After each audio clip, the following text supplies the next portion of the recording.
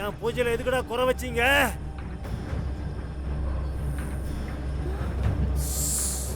என்னத்த சொல்ற? உன் பூஜையில குறையா? ஏய், நாங்க எந்த குறையும் வைக்கலையே. இருக்குடா, குறை இருக்கு. காட்டுக்குள்ள இருக்கிற என் சன்னதி இருட்டா இருக்குடா.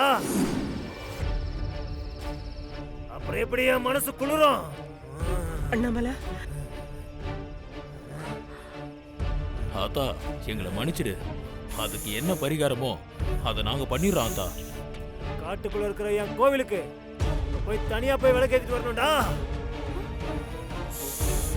விளக்கேத்திட்டு வர வரைக்கும் யாரும் கோவிலை விட்டு வெளியே வரக்கூடாதுடா.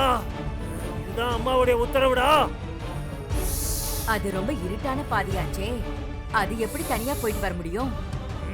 ஆத்தா சொல்லிட்டா, யாராவது போய்த்தானே ஆகணும். அக்கா, நீ போயிட்டு வரியா? என்னால முடியாது. அது ரொம்ப மோசமான காடு. யாராவது ஒரு பொண்ணுங்க இந்த பொறுப்பை ஏத்துதானமா ஆகணும்.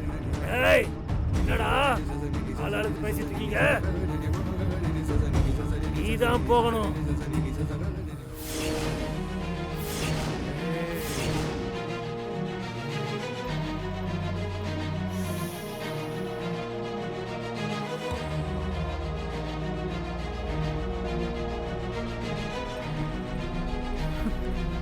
நீதான் விளக்கு ஏத்தணும்.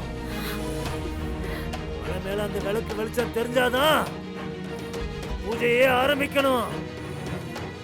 நீங்க அப்படி பண்ணலனா தாத்தா அவங்க பூஜையை ஏத்துக்க மாட்டா. நான் சொல்றத பண்ணி என் மனச குளிர வைங்கடா.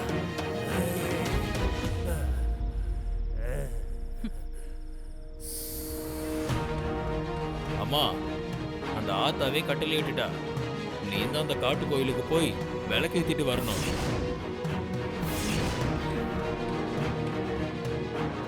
ஐயா, நான் எப்படி? நான் இதுக்கு முன்னாடி இங்க வந்தது கூட இல்ல. எனக்கு அந்த கோவிலுக்கு பாதை கூட தெரியாது. நீங்க வேற யாரையாவது இந்த ஊர் பொண்ணு அனுப்புங்க. அம்மா, அப்படிலாம் சொல்லாதீங்க. இது ஆத்தா கட்டலம்மா. அவ மனசை குளிர வைக்கணும்னா அதை நீங்க தான் பண்ணணும். இந்த ஒத்தடி பாதையில நேரா போனா அந்த காட்டுக்கோவில் வந்துருமா? இல்லங்க ஐயா, எனக்கு ரொம்ப பயமா இருக்கு. அங்க இருட்டா வேற இருக்கும். முதல் மரியாதை கொடுக்கும்போது மட்டும் குடும்பத்தோட வந்து ஏத்துக்கிறீங்கல்ல, அதே மாதிரி இதையே ஏத்துக்கிட்டு பண்ணுங்க. ஊர் நல்லதுக்காக தானே வந்தீங்க. அப்ப ஆத்தா சொன்னதை பண்ணுங்க.